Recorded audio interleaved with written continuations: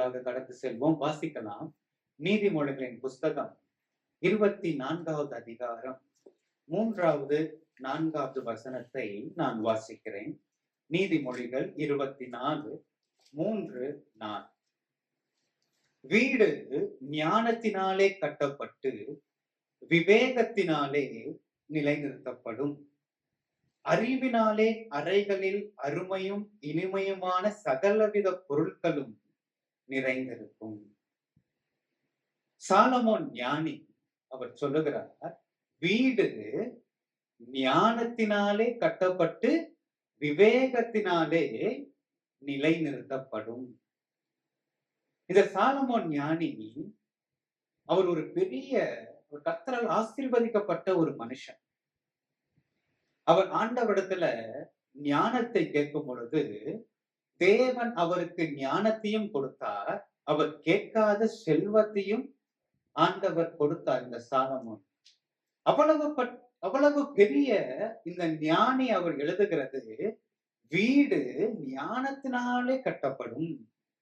இன்னைக்கு நம்ம என்ன நினைக்கிறோம்? ஒரு ஆரோக்கியமான ஒரு குடும்பம் கட்டப்பட வேண்டுமானால், ஒரு ஆரோக்கியமான ஒரு வீடு கட்டப்பட வேண்டும். ஆனால் நம்ம என்ன நினைக்கிறோம்? நமக்கு பணம் தேவை, நம்முடைய தேவைகள் எல்லாம் நமக்கு சந்திக்கப்பட வேண்டும். அப்படி எல்லாமே நமக்கு பூர்த்தியா நமக்கு இருக்கும்போது நம்ம என்ன நினைக்கிறோம்? நம்முடைய குடும்பம் ஆரோக்கியமா இருக்கும் நம்ம நினைக்கிறோம். ஆனால் இந்த ஞானி சொல்றது, வீடு ஞானத்தினால கட்டப்படும். அல்லேலூயா. நீங்க ஒரு வீடை இப்போ நீங்க கட்ட நீங்க முயற்சி செய்யும் பொழுது அந்த வீட்டுக்கான திட்டமிடுதலை நீங்க என்ன செஞ்சிருப்பீங்க? உங்க கையில நீங்க வச்சிருப்பீங்க.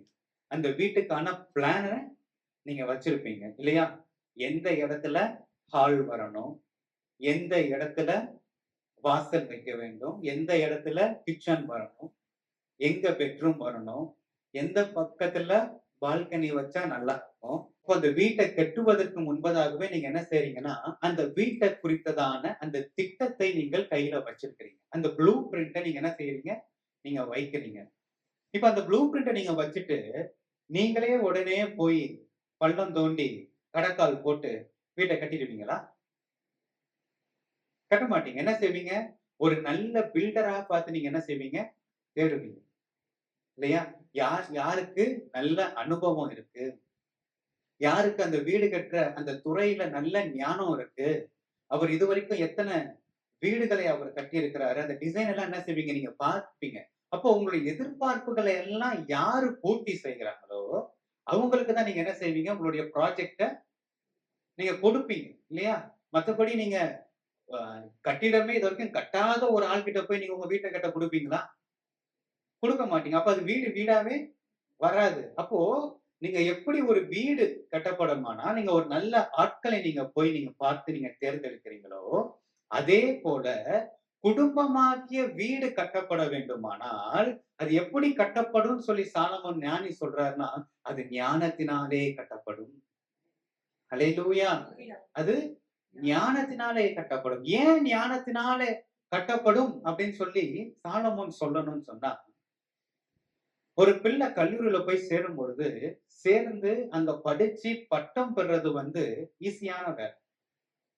ஒரு பிள்ளை ஒரு கல்லூரிக்கு போய் ஒரு இன்ஜினியரிங் காலேஜோ இல்லது ஒரு பிகாமோ போய் படிச்சு பட்டம் பெறுறது ஈஸி. ஏன் அப்படின்னா, அவன் இந்த பரீட்சையில கேட்கிற எல்லா கேள்விகளும் எதுல இருந்து கேட்கப்படும் சொன்னா, அவங்களுக்கு கொடுத்த பாட புத்தகத்திலிருந்து தான் என்ன செய்யும்? கேள்விகள் வரும். அப்ப அந்த பிள்ளை நல்லா படிச்சிருந்ததுன்னு சொன்னா, அந்த பிள்ளை என்ன போலாம்? தைரியமா போலாம். ஏன்னா வெளிய இருந்து எந்த கேள்விகளும் என்ன செய்ய போறதில்ல? வரப்போறதில்ல. அப்போ தைரியமா என்ன செய்யும்? அந்த பிள்ளை படிச்சு போய் நல்லா எழுதி பட்டம் வாங்கிரும். ஆனால் வாழ்க்கைன்னு வரும்பொழுது, வாழ்க்கையில இதுதான் நடக்கும் என்று நம்மால் சொல்ல முடியும். நீங்க ஒவ்வொரு நாளும் புதிய புதிய சவால்களை நீங்கள் சந்திக்க நேரிடும். ஒவ்வொரு நாளும் புதிய புதிய காரியங்களை நீங்கள் கடந்து போக நேரிடும். அப்போ இப்படிப்பட்ட ஒரு சூழ்நிலையில உங்களுடைய குடும்பமாகிய வீட்டை நீங்கள் கட்ட வேண்டுமானால், உங்களுக்கு ஞானம் அவசியம். உங்களுக்கு ஆலோசனை அவசியம். உங்களுக்கு நல்ல ஆலோசனைகள் தேவை. நல்ல ஆலோசனைகள் தான் நல்ல ஞானத்தை கொடுக்கும். அதனாலதான் சாலமோன் ஞானி அவர் சொல்லும் பொழுது, வீடு ஞானத்தினாலே கட்டப்பட்டு விவேகத்தினாலே நிலைநிறுத்தப்படும் அப்படின்னு அங்க அவர் சொல்லுகிறார். அல்லேலூயா. நீங்க வாசிக்கலாம். 1 ராஜாக்களின் புஸ்தகம் 12வது அதிகாரம் 8வது வசனத்தை நாம் வாசிக்கிறோம். முதியோர் தனக்கு சொன்ன ஆலோசனையை அவன் தள்ளிவிட்டு தன்னோடே வளர்ந்து தன் சமூகத்தில் நிற்கிற வாலிபரோடே ஆலோசனை பண்ணி. முதலாவது, உங்களுடைய குடும்பம் கட்டப்பட வேண்டும் ஆனால் நல்ல ஆலோசனைகளுக்கு செவி கொடுக்க வேண்டும். முதலாவது, நல்ல ஆலோசனைகளுக்கு செவி கொடுக்க வேண்டும். இங்கே ஒரு சம்பவத்தை நாம் பார்க்கிறோம். ராஜாவாகிய சாலமன் அவர் மரித்த பின்பு அவருடைய ஸ்தானத்திலே ராஜாவாகும்படி ஜனங்கள் ரெகோபயாமை கொண்டு வருகிறார். ரெகோபயாம் சாலமனுடைய மகன். இந்த ரெகோபயாம் இடத்துல ஜனங்கள் வைக்கிற ஒரு விண்ணப்பம் என்னன்னு கேட்டீங்கன்னா, உன்னுடைய தகப்பன் எங்கள் மேதுல வைத்த அதிக பாரத்தை நீ எடுக்க வேண்டும். உன்னுடைய தகப்பன் எங்க மேதுல சுமத்தின நுகத்தை நீ லகுவாக்க வேண்டும் என்று அவனிடத்துல ஒரு வேண்டுதல் வைக்கிறார். நீங்க நல்லா பாருங்க, சாலமோன் நல்ல ஞானமாய் ஜனங்களை வழிநடத்தினவர். சாலமோன் நல்ல ஞானத்தினால ஜனங்களை வேலை வாங்கினவர். சாலமோன் நல்ல ஞானத்தினால ஜனங்களுக்கு வரிகளை விதித்தவர். ஆனால் இந்த தேசம், இந்த ஜனங்கள் ஒரு பிரிவினைக்குள்ளாக வந்த ஒரு காரியம், ஒரு கலகத்துக்குள்ளாக வந்ததற்கு காரணம் என்னன்னு கேட்டீங்கன்னா, சாலமோன் தேவனுடைய ஆலோசனையை விட்டு அவன் பின்வாங்கி போனான். வாசிக்கலாம் 1 ராஜாக்களின் புஸ்தகம் 11வது அதிகாரம் 3-4 வசனங்களை நான் வாசிக்கிறேன். அவனுக்கு பிரபுக்கள் குலமான 200 மனையாட்டிகளும் 300 மறுமனையாட்டிகளும் இருந்தார்கள். அவனுடைய ஸ்திரீகள் அவன் இருதயத்தை வழுவி போக பண்ணினார்கள். சாலமோன் வயது சென்ற போது அவனுடைய மனைவிகள் அவன் இருதயத்தை அந்நிய தேவர்களை பின்பற்றும்படி சாய பண்ணினார்கள்.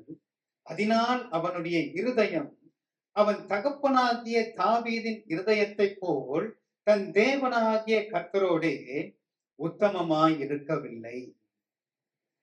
அந்நிய பெண்ணுடைய திருமணம், அந்நிய தேவர்களுக்கு அவன் விக்கிரகங்களுக்கு ஆராதனை செய்தது, இந்த காரியங்கள்லாம் எங்க கொண்டு வந்துச்சுன்னா தேசத்துக்குள்ளாக கலகத்தை கொண்டு வந்தது. ஜனங்களை அதிக வேலைக்கு உட்படுத்தியது. ஜனங்களுக்கு அதிக வரிகளை வசூலிக்க செய்தது. இதெல்லாம் எதனாலனா அந்நிய ஆலோசனைகள்.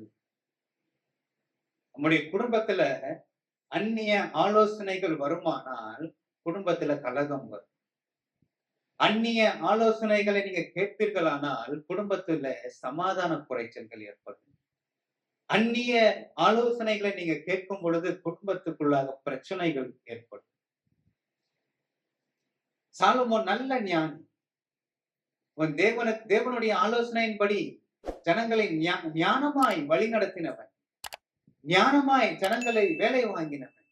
ஆனா இப்போ இங்க வந்து நிக்குதுன்னா ஜனங்கள் சொல்றாங்க, உன் தகப்பன் செஞ்சத மாதிரி நீ செய்ய. அப்போ அந்த இஸ்ரவேல் தேசத்தில் இருக்கிற முதியவர்கள் அவனுக்கு ஒரு ஆலோசனை கொடுக்குறாங்க. என்ன ஆலோசனைனா, நீ ஜனங்களுடைய பேச்சை கேட்டு அவங்களுடைய பாரத்தை நீ குறைக்க வேண்டும், அவர்களுடைய நுகத்தை நீ குறைக்க வேண்டும் என்று சொல்லும் பொழுது இவன் அந்த ஜனங்களுக்கு ஒரு காரியத்தை சொல்றான். நீங்க 3 நாளைக்கு பிற்பாடு நீங்க வாங்க, நான் பதில் சொல்றேன்னு சொல்றான். அப்போ இந்த ஆலோசனைகளே முதியோர்கள் கொடுக்கிறாங்க. இவங்க யாரு? இவங்க சாலமோன் உயிரோடு இருந்த நாட்களில சாலமோனுடைய சந்நிதியில இருந்த இந்த முதியவர்கள், இந்த மூப்பர்கள். இவங்க கொடுக்கிற ஆலோசனையை என்ன செய்யறானா, இவன் தள்ளி விட்டான். ரெகோபயாம் என்ன செய்தார் தெரியுமா? தன்னோடு கூட வளர்ந்த அந்த வாலிபருடைய ஆலோசனையை கேட்டு அவன் போய் சொன்னான், என் தகப்பன் உங்களுக்கு கொடுத்த பாரத்தை காட்டிலும் உங்க பாரத்தை நான் அதிகமாக்குவேன். என் தகப்பன் உங்கள் மேல வைத்த நுகத்தை காட்டிலும் நான் அதிக நுகத்தை நான் வைப்பேன் என்று சொன்னபோது ஜனங்கள் அவனை ராஜாவா இராதபடிக்கு அவனை தள்ளினார். அல்லேலூயா. ஆலோசனை இல்லாத இடத்துல ஜனங்கள் சீர்கெட்டு போவார்கள் என்று வசனம் சொல்லுது. அல்லேலூயா. எல்லா முதியவர்களும் நல்ல ஆலோசனையை தருவார்கள் என்று நம்மால் சொல்ல முடியாது. அதே போல எல்லா வாலிபர்களும் தவறான ஆலோசனையை தருவார்கள் என்று நம்மால் சொல்ல முடியாது. எந்த ஒரு ஒரு முதியவராக இருந்தா உங்களுக்கு ஒரு காரியம், உங்களுக்கு ஒரு பிரச்சனை வரும் பொழுது அதை அவர்கள் எவ்வளவு நேர்த்தியாய் கையாளுகிறார்கள் என்பதுலதான் அவர்களுடைய அனுபவம் நமக்கு தெரியும். அவர்களுடைய பக்குவம் நமக்கு அதுலதான் நமக்கு தெரியும். இன்னைக்கு அநேக முதியவர்கள் இன்னைக்கு எப்படி இருக்கிறாங்கன்னா அந்த மாதிரி அவங்களுக்கு பக்குவத்துல அவங்க இல்ல. சிலர்லாம் சில பதட்டத்திலேயே சிலர் தவறான ஆலோசனைகளை சொல்லுகிறவர்களும் இருக்கிறார். நீங்க பாருங்க, சாலமோன் 20 வயதிலேயே அவர் ஞானியாய். நீங்கள் தாவீதை குறித்து நீங்க பார்க்கும் பொழுது சவுலை காட்டிலும் தாவீது எவ்வளவோ அவர் பொறுமைசாலியாய் அவர் இருந்தார். அதனால வயது இளமை இதுக்கு ஒரு பொருட்டல்ல. தேவன் பயத்தோட கூட ஞானம் தான் சரியான ஆலோசனையை நமக்கு கொடுக்கும். அல்லேலூயா. ஆகையாலதான் சங்கீதக்காரர் சொல்லும் பொழுது 119வது சங்கீதம் 100வது வசனத்திலே நாம் வாசிக்கிறோம், உம்முடைய கட்டளைகளை நான் கை கொண்டு இருக்கிறபடியினால் முதியோர்களை பார்க்கிலும் ஞானம் உள்ளவனாயிருக்கிறேன். அல்லேலூயா. எப்படி? அவருடைய கட்டளைகளை கை கொள்ளுகிறபடியினாலே. அப்ப யாரு தேவனுடைய கட்டளையின்படி நடக்கிறாங்களோ அவங்கதான் உங்களுக்கு சரியான ஆலோசனையை உங்களுக்கு என்ன செய்ய முடியும்? வழங்க முடியும். உங்களுக்கு சரியான, உங்களுக்கு நல்ல உபதேசத்தை உங்களுக்கு கொடுக்க முடியும். அல்லேலூயா. நாம் வாசிக்கலாம் 1 ராஜாக்கள் 22வது அதிகாரம் 7-8 வசனங்களை நாம் வாசிக்கலாம். பின்பு யோசபாத், நாம் விசாரித்து அறிகிறதற்கு இவர்களை அல்லாமல் கர்த்தருடைய தீர்க்கதரிசி வேற யாராகிலும் இல்லையா என்று கேட்டான்.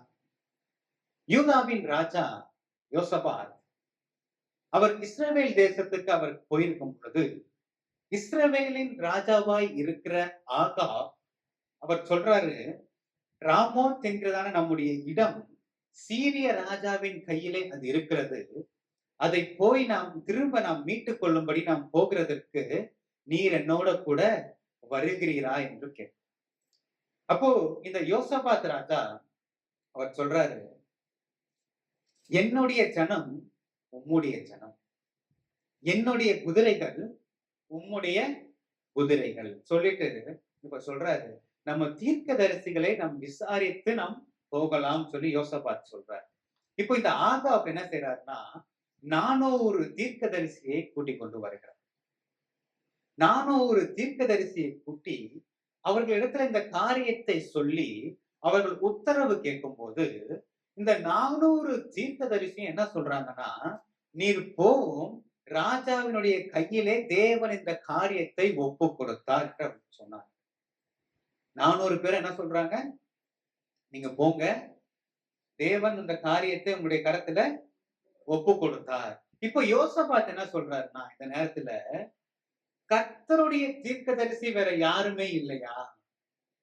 இவங்களை இல்லாம, இந்த 400 பேரை இல்லாம கர்த்தருடைய தீர்க்கதரிசி இங்க வேற யாருமே இல்லையான்னு கேட்கும் பொழுது இப்போ ஆகாப் மன்னன் சொல்றாரு பாருங்க 8வது வசனத்துல, அப்பொழுது இஸ்ரவேலின் ராஜா யோசபாத்தை நோக்கி, கர்த்தரிடத்தில் விசாரித்து அறிகிறதற்கு இம்லாவின் குமாரனாகிய மிகாயா என்னும் இன்னும் ஒருவன் இருக்கிறான். ஆனாலும் நான் அவனை பகைக்கிறேன். அவன் என்னை குறித்து நன்மையாக அல்ல, தீமையாகவே தீர்க்க தரிசனம் சொல்லுகிறவன். அதற்கு யோசபாத், ராஜாவே, அப்படி சொல்ல வேண்டாம் என்றான். அல்லேலூயா.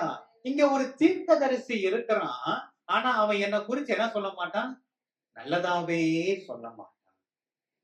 இன்னைக்கு நமக்கு எப்படிப்பட்ட உபதேசம் நமக்கு பிடிக்குது? இன்னைக்கு நமக்கு எப்படிப்பட்ட ஆலோசனை நமக்கு பிடிக்குது? கடினமான உபதேசம் நமக்கு பிடிக்குமா? கடிந்து கொள்ளுதல் நமக்கு பிடிக்குமா?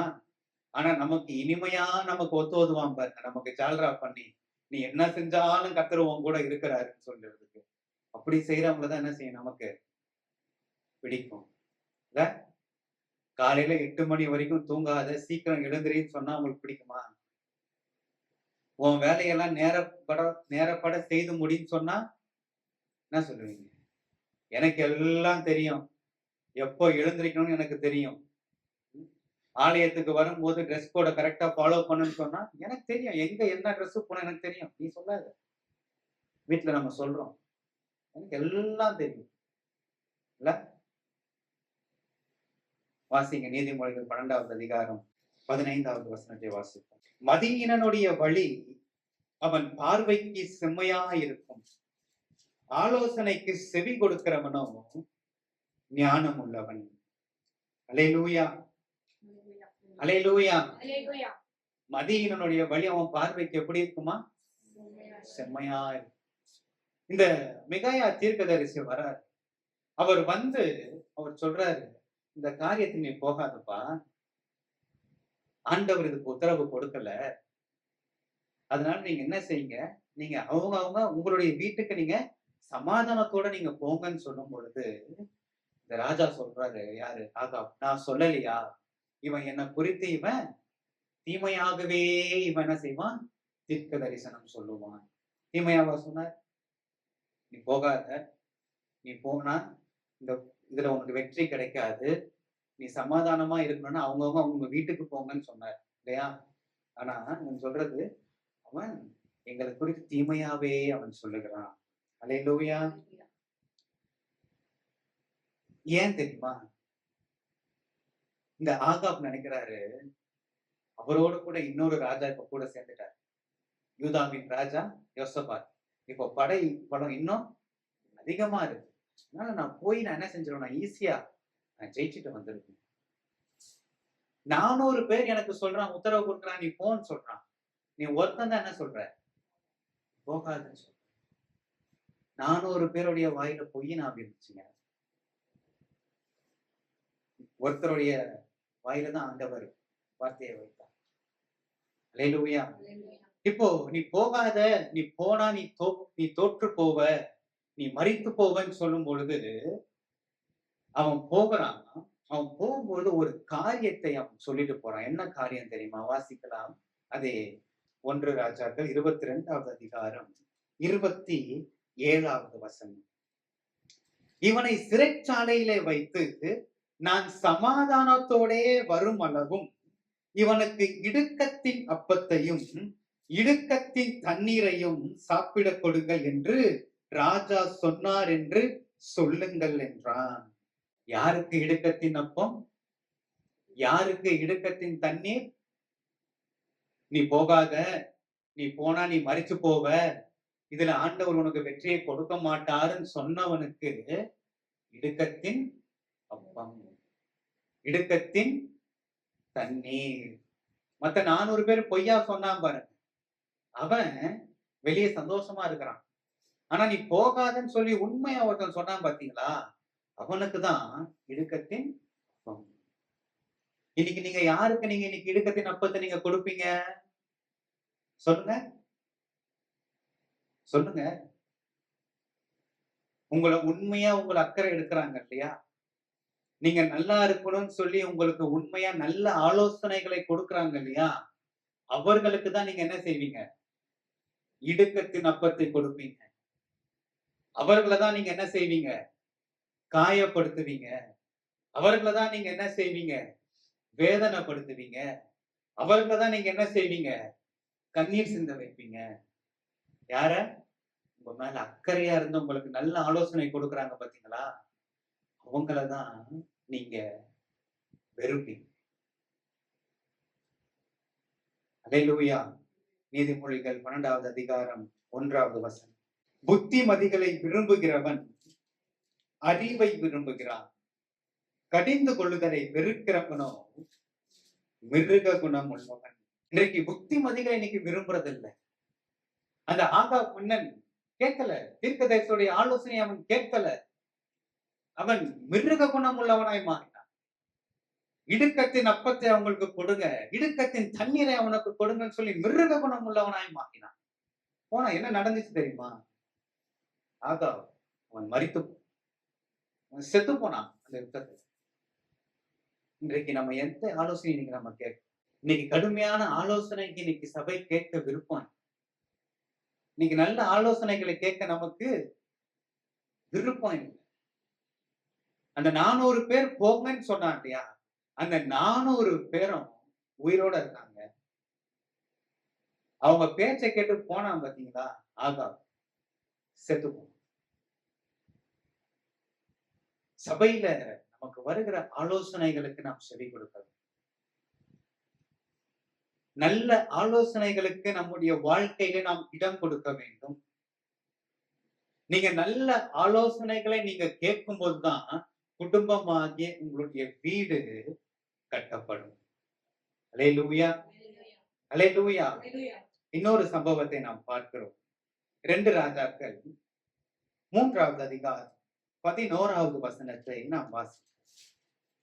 அப்பொழுது யோசபாத், நாம் கர்த்தரிடத்தில் விசாரிக்கும்படி கர்த்தருடைய தீர்க்கதரிசி ஒருவரும் இங்கே இல்லையா என்று கேட்டதற்கு, எலியாவின் கைகளுக்கு தண்ணீர் வார்த்த சாப்பாத்தின் குமாரனாகிய எலிசா இங்கே இருக்கிறான் என்று இஸ்ரவேலின் ராஜாவின் ஊழியக்காரரில் ஒருவன் மறுமொழியாக சொன்னான். இங்க ஒரு சம்பவத்தை நாம் பார்க்கிறோம். இங்க இந்த ஆகாப் மன்னன் மரித்து போக, இஸ்ரவேலின் ராஜாவாகிய ஆகாப் மன்னன் அவர் மரித்ததற்கு பிற்பாடு அவனுடைய ஸ்தானத்தில அவனுடைய குமாரனாகிய யோராம் ராஜாவாக. இப்போ இந்த யோசபாத் நம்ம பார்த்தோம் இல்லையா, யூதாவின் ராஜா அதே யோசபாத் தான். அதே யோசபாத் ஆகாப்புடைய மகன் யாரு? யோராம். இந்த யோராம் சொல்றான், நான் மோவாவுக்கு விரோதமா நான் போலாம், நீங்க என் கூட நீங்க வரீங்களான்னு இப்ப கேட்கும் பொழுது இந்த யோசபாத் அதே மாதிரி மறு உத்தரவு கொடுக்கிறார். என்னுடைய ஜனம் உம்முடைய ஜனம், என்னுடைய குதிரை உம்முடைய குதிரைகள் அப்படின்னு அவரு அதே மாதிரி அவரு மறுமொழி கொடுக்கிறார். இப்போ 3 ராஜாக்கள் சேர்ந்து மோவாவுக்கு விரோதமாய் அவங்க போறாங்க. யாரெல்லாம்னா, யூதாவின் ராஜா யோசபாத், இஸ்ரவேலின் ராஜாவா இருக்கிற யோராம், ஏதோமின் ராஜா. இவங்க 3 பேருமா இவங்க என்ன செய்யறாங்க? படைகளை திரட்டி இவங்க போறாங்க. அப்ப எந்த வழியில போலான்னு சொல்லும் பொழுது இந்த யோராம் சொல்றான், நம்ம வனாந்தர வழியாய் நாம் போகலாம். அப்படி இவங்க வனாந்தர வழியாய் போகும் பொழுது அவங்களுக்கு தண்ணி கிடைக்கும். 3 நாட்களாக குடிக்க தண்ணி கிடைக்கல. அப்போ இந்த நேரத்துல இந்த யோசபாத் ராஜா சொல்றாரு, கர்த்தருடைய தீர்க்கதரிசி விசாரிக்க இங்க ஒரு தீர்க்கதரிசி இல்லையா? இங்க ஒரு தீர்க்கதரிசி இல்லையான்னு சொல்லி கேட்கும் பொழுது அந்த இஸ்ரவேலின் ராஜாவாகிய யோராமுடைய ஊழியக்காரன் ஒருவன் சொல்றான், இங்க ஒருத்தன் இருக்கிறான். ஆனா அவன் யாருன்னா, அவன் எலியாவின் கைகளுக்கு தண்ணீர் பார்த்தவன். எப்படி இன்ட்ரோடக்ஷன் கொடுக்குறான் பாத்தீங்களா? அவனை தீர்க்கதரிசின்னு சொல்லல. இங்க ஒருத்தன் இருக்கிறான், அவன் எலியாவுடைய கைக்கு தண்ணீர் வார். அவன் ஒரு வேலைக்காரன். இன்னைக்கு உங்களுடைய குடும்பத்துல கூட உங்களுடைய அருமை உங்க குடும்பத்தினருக்கு தெரியாம இருக்கு. உங்களுடைய மதிப்பு அவங்களுக்கு தெரியாம இருக்கலாம். உங்களை அவர்கள் உதாசீனப்படுத்தலாம். உனக்கு ஒண்ணுமே தெரியாது, நீ அமைதியா இருன்னு உங்களை சொல்லலாம். ஆனா இந்த யோசபாத் ராஜா அவர் சொன்னாரு, அவரிடத்துல கர்த்தருடைய வார்த்தை இருக்கு. அவரிடத்துல கர்த்தருடைய வார்த்தை இருக்கிறது. ஹல்லேலூயா, ஹல்லேலூயா. எனக்கு குடும்பத்துல உங்களை உதாசீனப்படுத்துறாங்க இல்லையா, அவங்க சொல்லுவாங்க, உலகத்துல கர்த்தருடைய வார்த்தை இருக்கு. ஒரு காலம் வரும் பொழுது அவங்க சொல்லுவாங்க, அவங்க இடத்துல கர்த்தருடைய வார்த்தை இருக்கு. அல்லேலூயா. ஒரு சம்பவம், உண்மையாக நடந்த ஒரு சம்பவத்தை நான் சொல்றேன். ஒருத்தவங்களுக்கு திருமணமாகி அந்த பெண் வந்து ஒரு கணவன் வீட்டுக்கு போறாங்க. அவங்க வந்து நல்ல ஒரு வசதி படைத்த ஒரு வீட்டிலிருந்து வந்த பெண், அந்த அந்த கல்யாண பெண். சரியா? அவங்க திருமணமாகி கணவன் வீட்டுக்கு அவங்க போகும் பொழுது, அவங்க கணவன் வீட்டுல சரியா அவங்க நடத்தல. எல்லாரும் சாப்பிட்டதுக்கு அப்புறம் தான் இவங்க சாப்பிடணும். எல்லாரும் இவங்க கிட்ட பேசவும் மாட்டாங்க. எந்த ஒரு குடும்பத்துல ஒரு நல்லது கெட்டதுக்கு எந்த ஒரு தீர்மானம் எடுத்தாலும், அதுல இவங்கள என்ன செய்ய மாட்டாங்க? கொண்டு வர மாட்டாங்க. இவங்க கிட்ட எதுவுமே கேட்க மாட்டாங்க. ஆனா இத குறித்து இவங்க ஒரு நாளும் அவங்களுடைய தாய் வீட்டுக்கு சொன்னதே கிடையாது. அவங்களுடைய வீட்டுக்கு வருகிற ஊழியக்காரர்களிடத்திலும், நான் இங்க இவ்வளவு நான் ஒதுக்கப்படுகிறேன், அல்லது நான் இங்க இவ்வளவு நான் சிறுமையை அனுபவிக்கிறேன்னு சொல்லி, அவங்க ஒரு நாளும் எந்த ஊழியக்காரர்கிட்டயும் அவங்க சொன்னதும் கிடையாது. ஆனா அவங்க எப்படிப்பட்ட வீட்டுல வளர்ந்தாங்கன்னா, நல்ல வசதியாக வளர்ந்த இந்த பெண் அவங்க. ஆனா இப்போ ஒரு சிறுமையை என்ன செய்யறாங்க?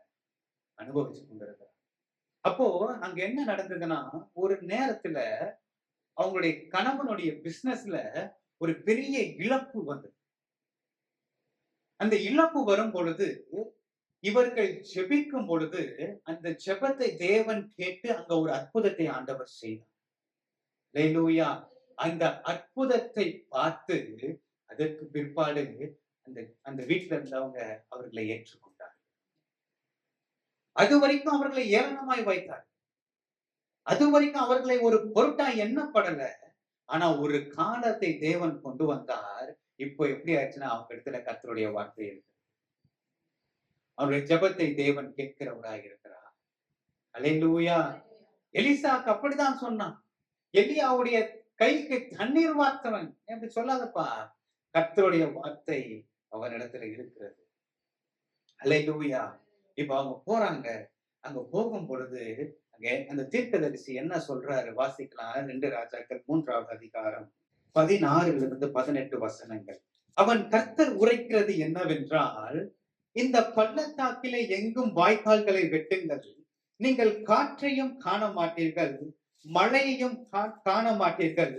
ஆனாலும் நீங்களும் உங்கள் ஆடு மாடுகளும் உங்கள் மிருக ஜீவன்களும் குடிக்கும்படிக்கு இந்த பள்ளத்தாக்கு தண்ணீரால் நிரப்பப்படும் என்று கர்த்தர் சொல்லுகிறார். இது கர்த்தரின் பார்வைக்கு அற்ப காரியம். மோவாபியரையும் உங்கள் கையில் ஒப்பு கொடுப்பார். அல்லேலூயா. இந்த பள்ளத்தாக்கு எங்கும் வாய்க்கால்களை வெட்டுங்கள்.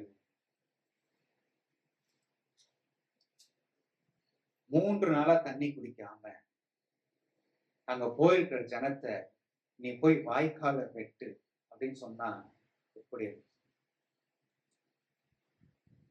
நல்ல வெயில் அடிக்கும் போது நமக்கு ஒண்ணும் இல்லை, எந்த வேலையும் செய்யாம கொஞ்ச தூரம் நடந்து போனாலே நமக்கு எவ்வளவு தண்ணி தாகம் எடுக்கும்.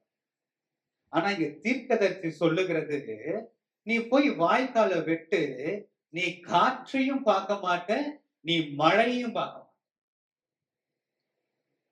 நம்புவோமா? ஒரு கையளவு மேகம் எழும்பி வரும், நீ பள்ளத்தாக்க நீ பள்ளத்தாக்குல நீங்க வாய்க்கால வெட்டும் பொழுது அந்த மேகம் வந்து மழையை கொடுத்து அந்த தண்ணீர் வரும்னு சொன்னா ஒரு நம்பிக்கையில என்ன செய்வாங்க?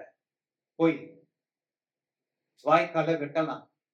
ஆனா தீர்க்கதரிசி சொன்னது, நீ போய் பள்ளத்தாக்கு எங்கும் வாய்க்கால வெட்டு, மழையும் பார்க்க மாட்ட, காற்றையும் பார்க்க மாட்ட, ஆனாலும் வாய்க்கால்கள் நீரூற்றால நிரப்பப்படும். ஆலோசனை கேட்போமா? ஆலோசனை கேட்டான். ஆலோசனை கேட்டு வாய்க்கால்களை வெட்டினார்கள். கர்த்தருடைய வார்த்தை நிறைவேறினது. அல்லேலூயா. அவர்களும் குடித்து அவர்களுடைய மிருக ஜீவன்களும் தாகத்தை தீர்த்து கொண்டார்கள்.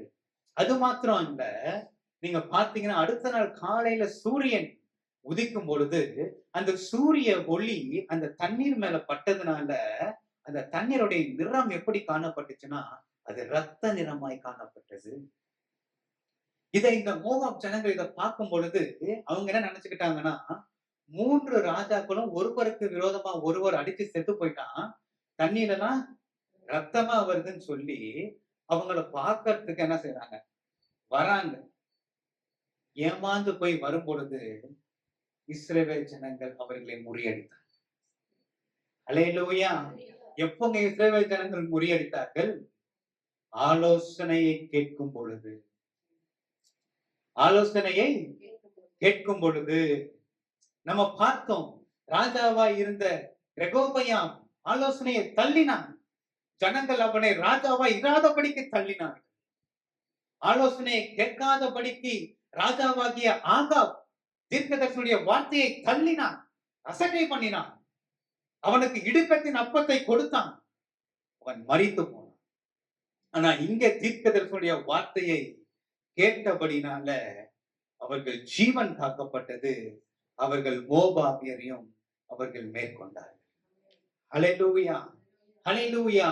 இன்னைக்கு சில ஆலோசனைகள் உங்களுக்கு வரும் பொழுது அந்த ஆலோசனைகள் உங்களுக்கு சில வேதனை கொடுக்கிற மாதிரி உங்களுக்கு தெரியும்.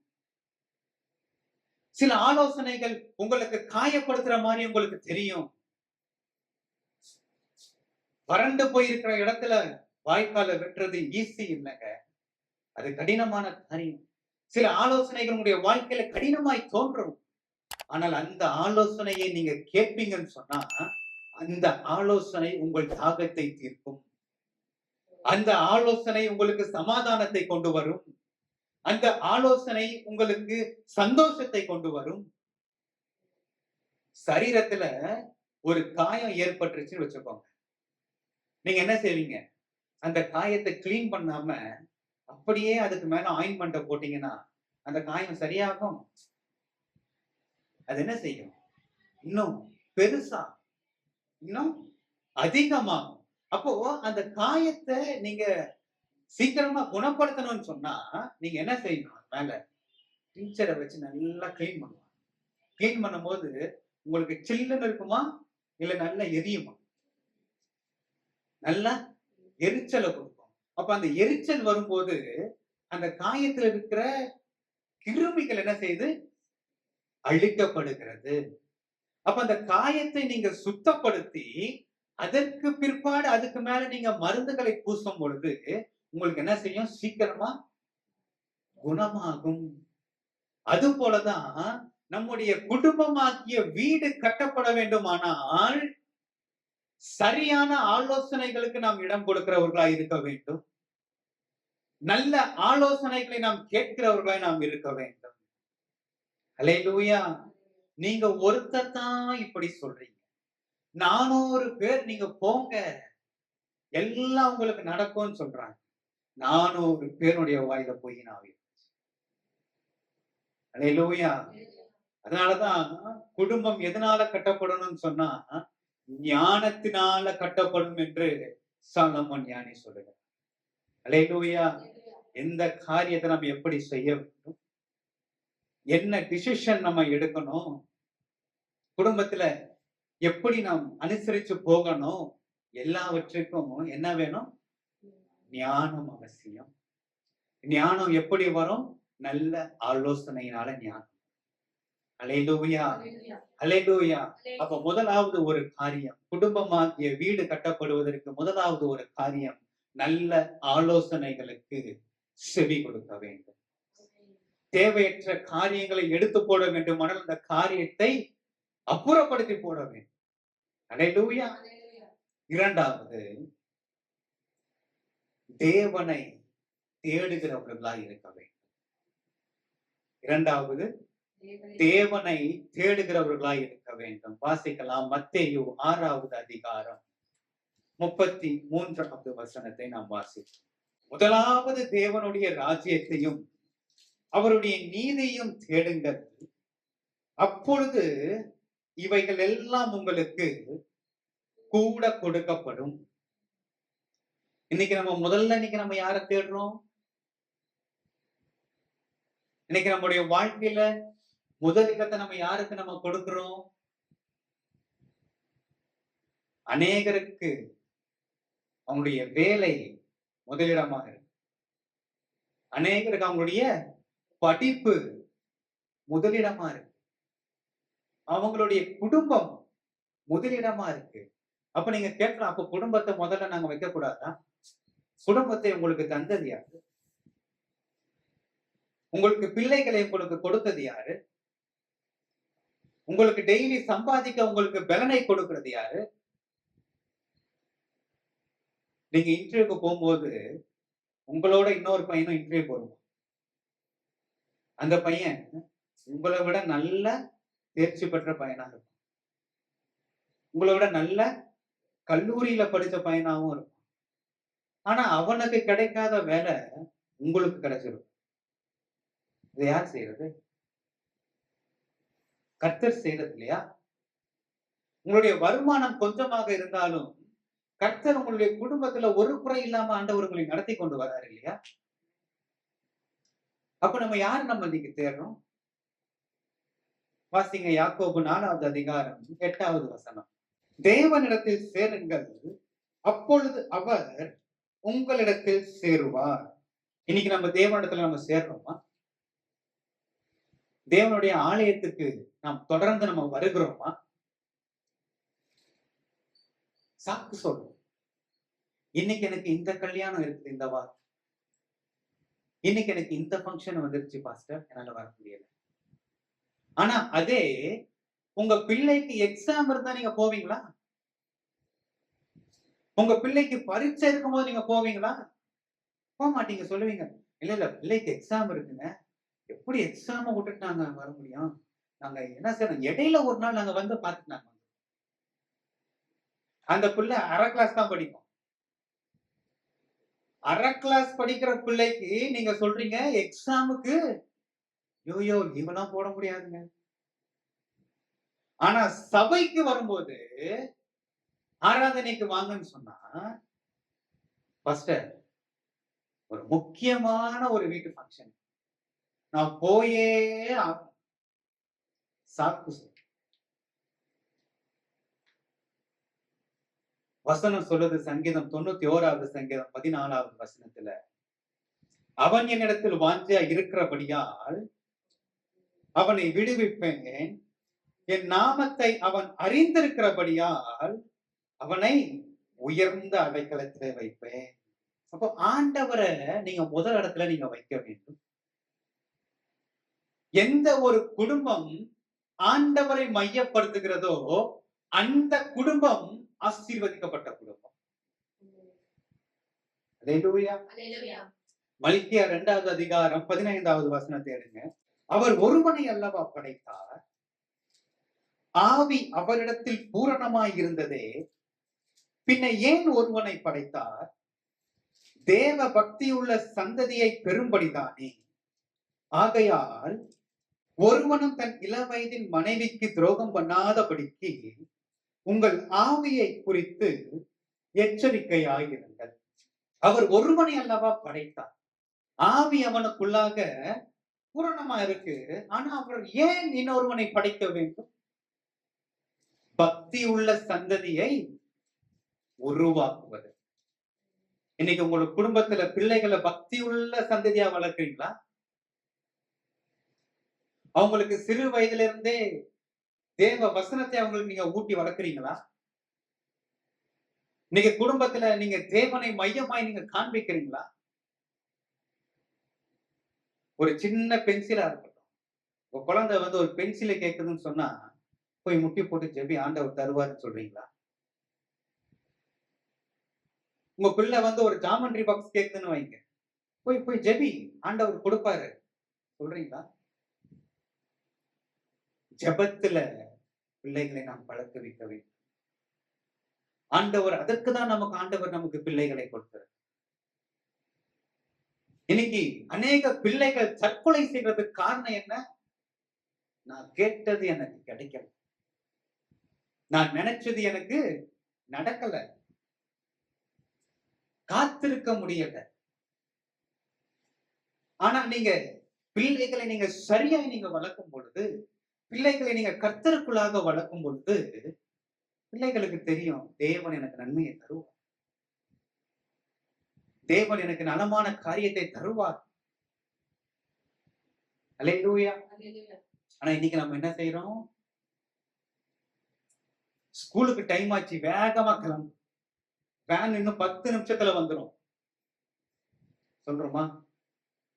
ஆபீஸுக்கு போகணும், நேரமாச்சு, நான் சீக்கிரம் போகணும், வழியில டிராபிக் இருக்கும், நான் இங்க இருந்து இந்த மணிக்கு நான் கிளம்புனாதான் நான் குறித்த நேரத்துக்குள்ள நான் எங்க போக முடியும்? ஆபீஸ்க்கு போக முடியும். குடும்பத்துல சபைக்கு சீக்கிரம் கிளம்பி போன்னு சொல்றோமா? பிள்ளைங்க காலையில எந்திரிச்சு ஸ்கூலுக்கு காலேஜுக்கு போகும்போது நீ இன்னைக்கு வேதம் வாசிச்சியா ஜெபிச்சியான்னு கேட்கிறோமா? வேதம் வாசிக்காம வீட்டை விட்டு வெளியே போக கூடாதுன்னு சொல்றோமா? காலையில நீ ஜெபிக்காம வீட்டை விட்டு வெளியே போக கூடாதுன்னு சொல்றோமா? குடும்பத்துல நம்ம யாரை மையப்படுத்துகிறோம்? சங்கீதக்காரர் சொல்றாரு 34வது சங்கீதம் 11வது வசனம், பிள்ளைகளே வந்து எனக்கு செவி கொடுங்கள், கர்த்தருக்கு பயப்படுதலை போதிப்பேன். தாவீது ராஜா சொல்றார், பிள்ளைகளே வந்து செவி கொடுங்கள்.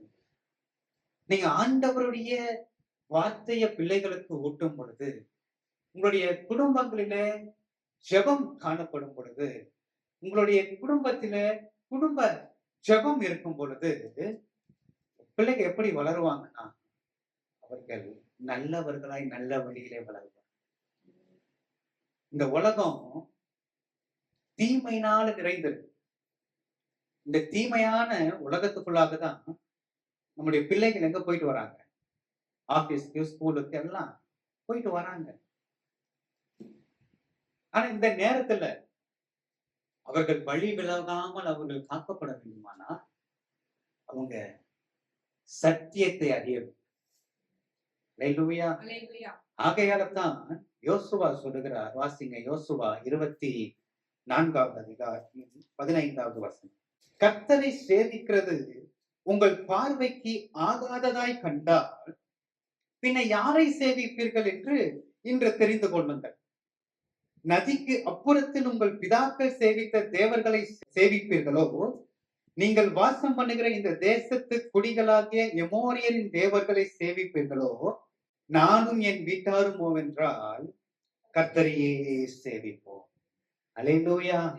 முழு குடும்பம் சொல்றாங்க, நானும் என் வீட்டாருமோ என்றால் கர்த்தரையே சேவிப்போம். நீங்க சபைக்கு வரும் பொழுது குடும்பமாய் நீங்க சபைக்கு வரணும். நீங்க சபையில வந்து நீங்கள் ஆண்டவரை குடும்பமாய் நீங்கள் ஆராதிக்க வேண்டும்.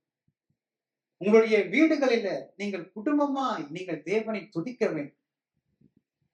உங்களுடைய வீடுகளில தேவனுடைய பாடல் சத்தம் துணிக்க வேண்டும். கேக்குதா?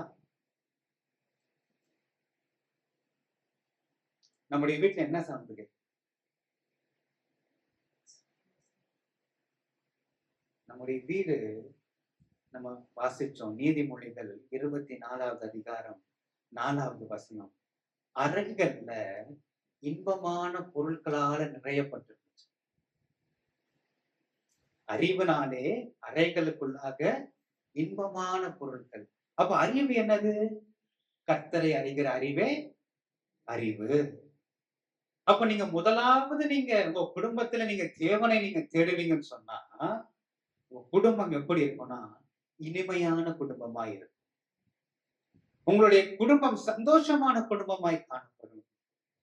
அல்லேலூயா, அல்லேலூயா. அப்ப உங்களுடைய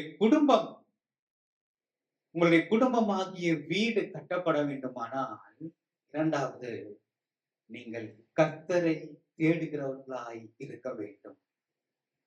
அல்லேலூயா. முதல்ல ஒரு காரியத்தை நாம் பார்த்தோம், உங்களுடைய குடும்பமாகிய வீடு கட்டப்பட வேண்டுமானால் முதல்ல நல்ல ஆலோசனைகளை கேட்க வேண்டும். நீங்க நல்ல ஆலோசனைகளை நீங்க கேட்கும் பொழுது நீங்க நல்ல தீர்மானங்களை நீங்க எடுப்பீர்கள். ஒரு சின்ன தவறான ஒரு டிசிஷன் என்ன செஞ்சிடும்னா அப்படியே உங்க சமாதானத்தை குலைக்கும். உங்க குடும்பத்துக்குள்ளாக பிரிவினையை கொண்டு வரும். எது தெரியுமா? நீங்க எடுக்கிற தவறான முடிவு. அதனால சரியான ஆலோசனைகளுக்கு இடம் கொடுக்க வேண்டும். அல்லேலூயா. இரண்டாவது, நம்முடைய குடும்பம் கட்டப்பட வேண்டுமானால் கர்த்தரை தேட வேண்டும். குடும்பத்துல தேவனை மையப்படுத்த வேண்டும். தேவனுக்கு அதுதான், தேவனை சுற்றி தான் உங்களுடைய எல்லா காரியங்களையும் நீங்க வைக்க வேண்டும். அல்லேலூயா.